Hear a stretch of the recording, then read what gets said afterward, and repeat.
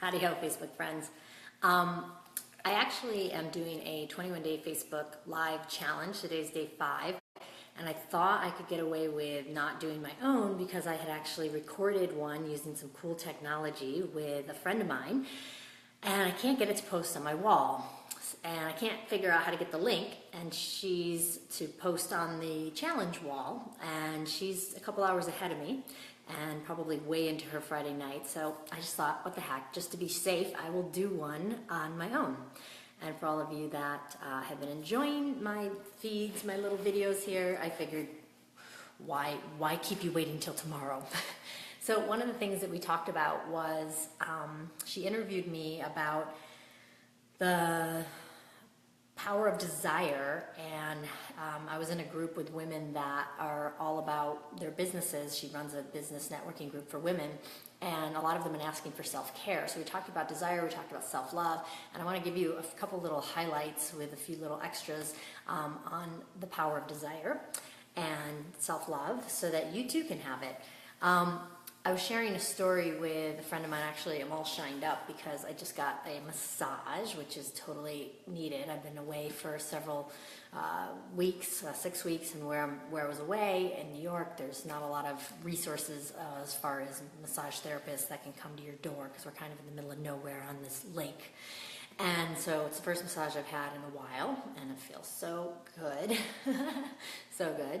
And I was sharing with my massage therapist because she knows me really well, and the last time she saw me was my birthday.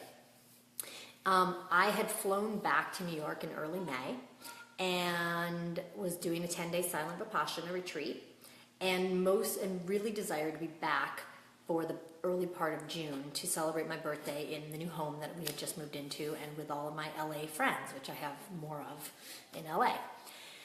And I didn't know how that was going to happen. We talked a lot about how holes, and a lot of us, desire is something that, I'm just going to pause my story for a second, give you context. Desire is something that we often, as women especially, don't give ourselves permission to bask in or give a lot of energy to, because oftentimes as soon as we have a desire that's bigger than our comfort zone, we push it down and we go, oh no, how's that going to happen? And we start to go into logistical thinking of the way that it may happen. I call that the how hole. Don't fall into the how holes. The how it's going to happen is none of your business, because there's so many things at play that can make something happen. So what my friend Frankie was talking about was that she didn't even know what she wanted, and then when she did know what she wanted, she wasn't able to really, she got caught in the how hole, and so on and so forth. So don't get caught in the how hole. I'm going to talk about how desire works though. So back to my story. I was kind of caught in the how hole because I knew I had a desire to actually get home for my birthday, and I wasn't sure how it was going to happen because at the time it seemed financially and as far as time, space continuum is, I wouldn't be able to make it back for my birthday because I flew to New York in May, and then my birthday's in early June, and then I wanted to be back for late June, and it seemed like a logistical nightmare. So I was stuck in a how hole. But then I realized, you know what? My desire is to be back in LA for my birthday. Simple and plain as that. And I'm not going to let any how get in the way. I'm just going to hold the desire. I'm going to stay excited about my desire, and I'm going to manifest this. And we also talked a lot about manifestation in today's earlier video of my interview. And what I did that was really special and really potent and really important for any of you that are looking to manifest things with ease is I trusted that my desire was going to be met, and I didn't give it too much more attention as far as trying to make it happen. I just surrendered and leaned back and thought, I'm very curious how that might happen. Will money come in? Will my travel plans change? Will I get a free plane ticket? Who knows? I don't know how it's going to happen. I don't need to know how it's going to happen. I'm just going to actually allow it to happen. So I leaned back, and a couple weeks went by, and I ended up flying back to the East Coast to do my 10-day silent Vipassana. And while I was in the Silent Vipassana, I got a very clear picture of what my birthday celebration was going to be. And so I got even more excited that knowing that now I'm clear, I know what it's going to look like. I'm definitely going to be back in LA for this. This is really awesome. I still don't know how it's going to happen. I don't know, but I'm excited about it, which is another thing, to be in the excitement and enjoyment of the desire versus the when's it going to show up or how's it going to happen or anything like that. So I was all excited.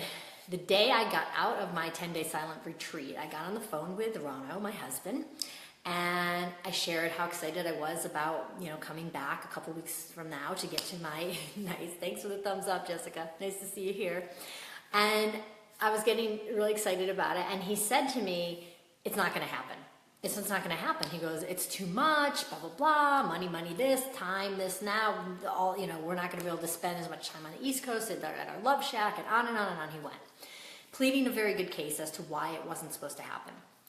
So I listened, and I thought, I hear you, and I can, maybe get on board with what you're saying. But in the back of my mind, I was very clear that my desire was bigger than even my husband saying, it's not going to happen.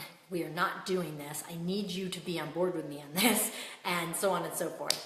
And I was just like, okay, well, fine. I'll just let it flow.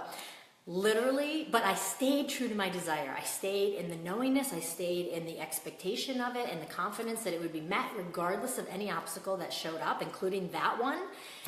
And wouldn't you know it, a couple hours later, he called me back. He was supposed to get on a plane that night to fly to New York to meet me. He called me back and he was like, I don't think we're going back to New York right now. Where we're going is cold, wet, rainy, and flooded. And I don't think it's going to behoove us to be there for the next couple of weeks. Why don't we wait till the waters recede because the lake was really high and the rain to taper off, and then we'll go. So what I'm going to do is I'm going to cancel my flight and I'm going to fly you back to LA. Woohoo! So my desire was met. I got flown back to LA. I was here for my birthday. I got to have the exact birthday celebration that I envisioned in Vipassana, and I could have never imagined that that would have been it, especially given the fact that my husband really, really, really, really, really loves to be at the Love Shack on the lake. It's been a very special place for him. All right, I love upstate New York. Woohoo! Very special place for him, and it would take what it took to have him cancel a flight that he was about to get on. And anyway, so that's the power of desire, right? When we are truly engaged and in connection with our desire. Hi, everybody that's joining. Hey, Tiffany Clunan. Good to see you, darling. Long time. We actually end up having what we want.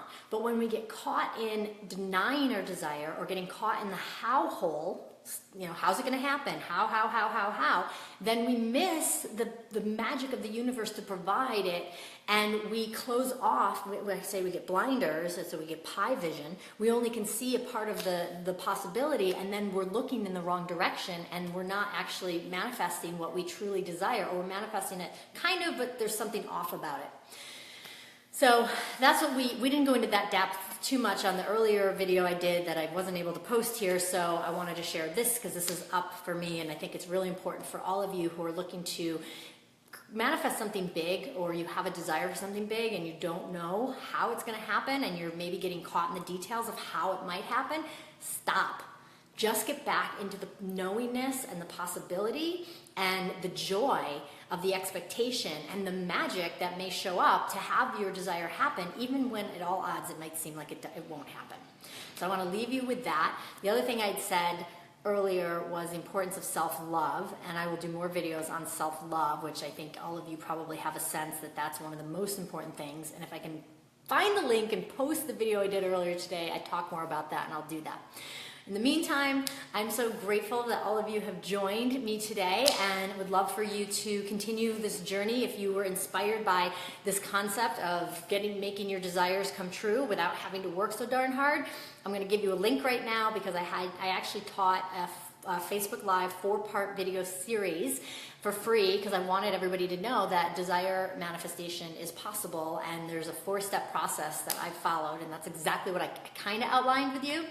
But I didn't give you the steps. So if you got a pen, write it down, and if I think about it, I'll go back and post it in the comments below. But the link is my website, which is lifestylized.com, lifestylized.com/manifestation videos. Super easy. Lifestylize, that's S-T-Y-L-I-Z-E-D, life, S-T-Y-L-I-Z-E-D, lifestylize.com/manifestation videos. And you can get those videos for free and check it out. They're technically for women, but if any of you men are curious, the technique works just as easily. It just might go against a little bit of your programming.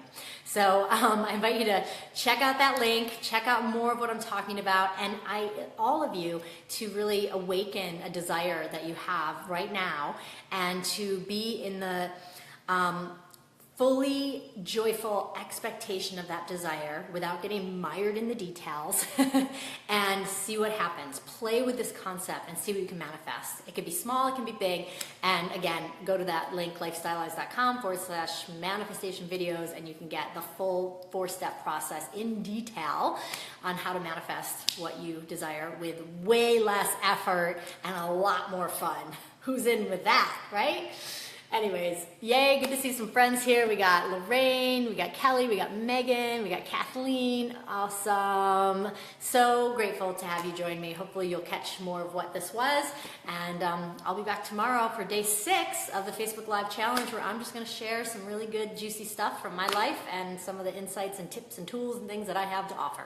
Thank you, everybody. Bye. I'm going to go jump in the pool and get this massage grease off me now.